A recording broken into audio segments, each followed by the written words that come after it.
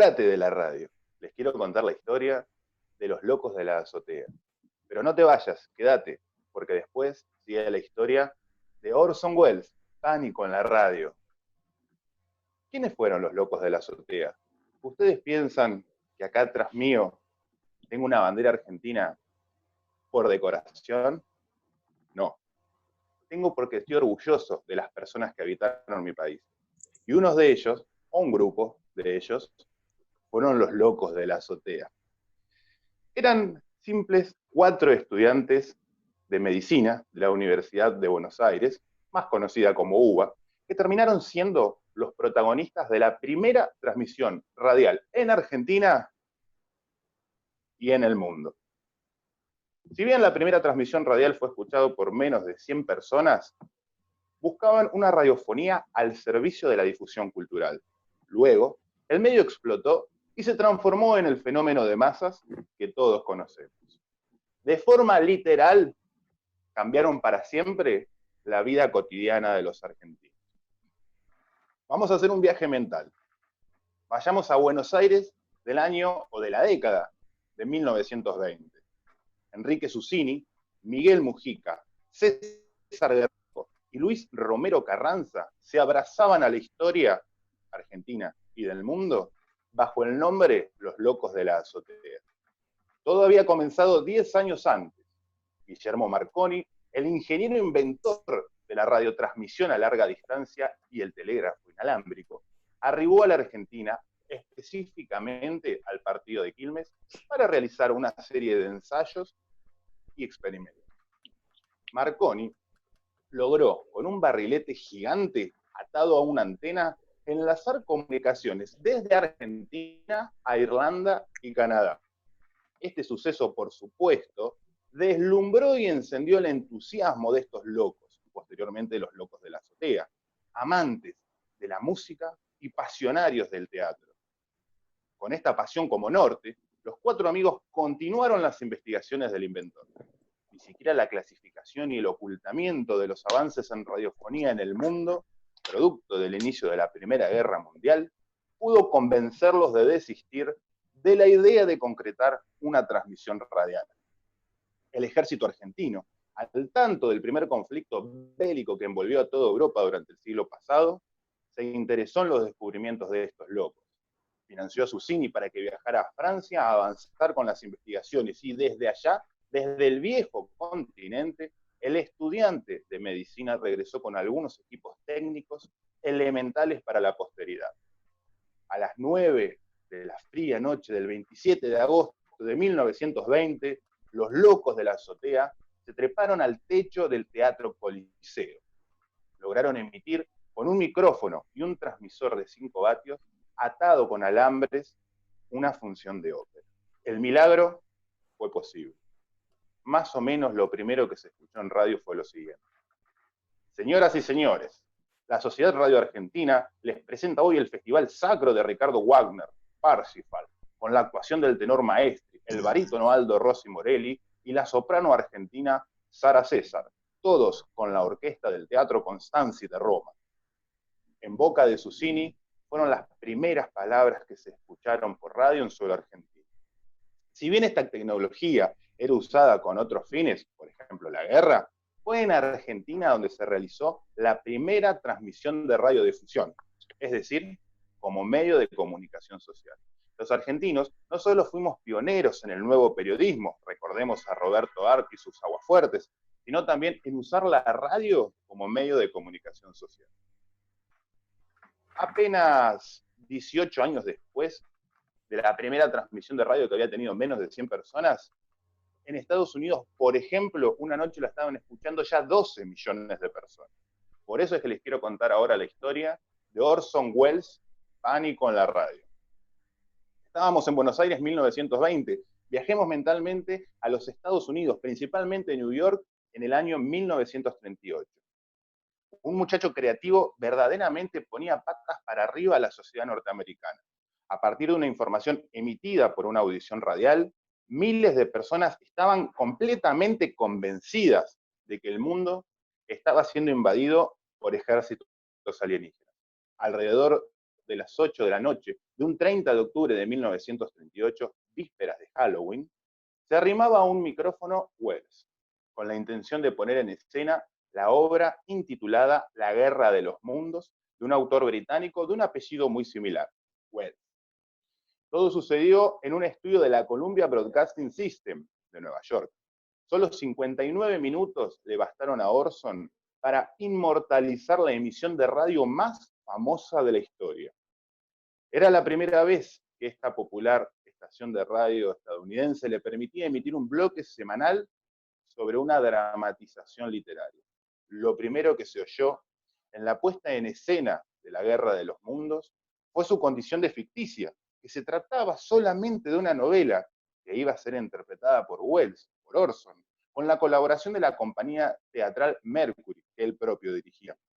Pero claro, en ese momento la radio no se podía repetir, rebobinar, ni existían las redes sociales. Muchos oyentes sintonizaron posteriormente la emisión o no prestaron atención a la introducción. Además, la radio era estrictamente por entonces de carácter informativo. Era palabra santa. Era estrictamente realidad. Todo comenzó más o menos así.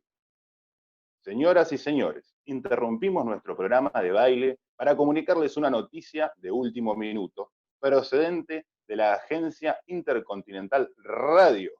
El profesor Farrell del Observatorio de Mount Dennis de Chicago reporta que se ha observado en el planeta Marte algunas explosiones que se dirigen a la Tierra con enorme rapidez. Continuaremos informando. Corte. Música. Continúa. Damas y caballeros, tengo que anunciarles una grave noticia. Por increíble que parezca, tanto las observaciones científicas como la más palpable realidad nos obligan a creer que los extraños seres que han aterrizado esta noche en una zona rural de Jersey son la vanguardia de un ejército invasor procedente del planeta Marte. 12 millones de personas escuchando esta transmisión. Volvamos, la radio era realidad, era informativa. La radio no se podía rebobinar. No había Facebook, Twitter o Instagram o Twitch que te dijeran, che, este chabón está haciendo una boludez en la radio. Creían verdaderamente que lo que el tipo estaba diciendo era lo que estaba pasando. Por supuesto, la información, los detalles, los supuestos testigos de los sucesos de la invasión alien se multiplicaron. La historia continuó y, obvio, todo se fue al recontra carajo. Personas presas del pánico corriendo por las veredas, transportando esa información y diseminándola por todos lados. Una supuesta guerra alien estaba sucediendo. Colapsaron carreteras, se colapsaron estaciones de combustible, las comisarías policiales y, claro, los teléfonos de emergencia. La gente denunciaba que posta vería extraterrestres en el cielo. Y lamentablemente, que Dios los tenga en la gloria, se produjeron algunos suicidios. La historia ficticia terminaba con el asesinato del propio Wells en manos de armas alienígenas. La historia real terminó con Wells en un terrible quilombo judicial, pero de alguna forma inmortalizándolo para la posteridad. Partimos de la base que en un momento había 100 personas escuchándolo y ahora 12 millones. Y todo esto probablemente se deba a que hay una preocupación histórica del hombre por comunicarse a distancia. Por ello, la humanidad inventó a lo largo de su historia diferentes dispositivos y sistemas. Por ejemplo, en 1851 se establece el primer cable que unió Francia con Inglaterra, pero para 1897 el mencionado Guillermo Marconi establece la primera comunicación inalámbrica a 5 kilómetros de distancia. ¿Se acuerdan de los locos de la azotea? Bueno, después de los locos de la azotea, en Argentina y en el mundo, la radio se instala en la sociedad y comienza poco a poco a ganar espacio. Pero hay un detalle, solo se podía escuchar a través de auriculares, por lo que la escucha era individual. Pero para mediados de la década del 20, se desarrolló la tecnología del altoparlante, que permitió que se pudiera escuchar en mejor calidad y mejor volumen. La radio comenzó a escucharse de forma grupal. Posta era una actividad grupal. La mamá, o sea, chicos, a escuchar la radio, y venían todos los pendejos, el papá, se sentaban en torno a la radio a escuchar alguna historia, alguna información, lo que estaba sucediendo en el mundo o en la sociedad en la que vivían. Para los amantes del deporte, en 1923 se transmite el primer evento deportivo, la pelea de Firpo versus Dempsey.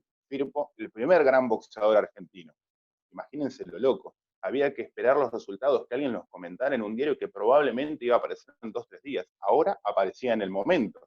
Al año siguiente, en 1924, se transmite el primer partido de fútbol, Argentina contra Uruguay, en la cancha de Deportivo Barracas. Recuerden, para algunos memoriosos, que 6 años después de este primer encuentro, Argentina y Uruguay están disputando la final del primer Mundial de Fútbol. Ya a finales de la década, en 1929, existían 18 radios en la ciudad de Buenos Aires. Al año siguiente, en 1930, la Radio Colón recibe la primera licencia oficial para poder operar como radio en suelo argentino. Recordemos que acá en nuestro país, por Constitución Nacional, el espacio aéreo es público y por allí viajan las ondas de radio, es decir, que lo tiene que administrar el Estado Nacional. Hasta 1950 fue la edad dorada de la radio. ¿Por qué? Porque a partir de la década del 50 comienza a aparecer en los hogares la televisión. Frena el desarrollo de la radio y desplaza su lugar. Pero hay una característica fundamental, y es tal vez una de las principales de la radio. La radio siempre se adecúa a la nueva realidad.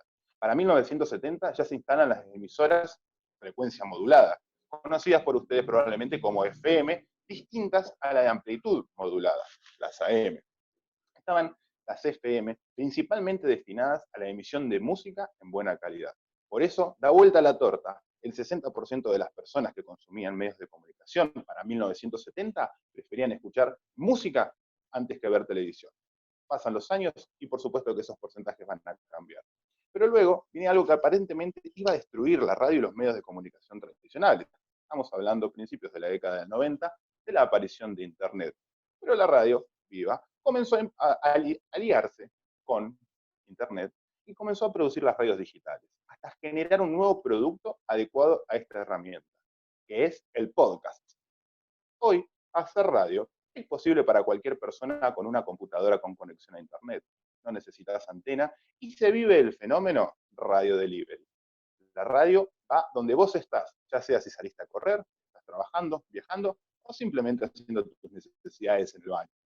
Esto fue todo por hoy. Les agradezco que me hayan escuchado. No se olviden de activar la campanita, suscribirse a este canal. Éxitos. Profe, Sí. te iba a decir que... Dime. O sea, no prefería, Me sentí pero... solo, pero es la radio. Sí. Yo te iba a decir, pero estabas muy comprometido. Me hiciste acordar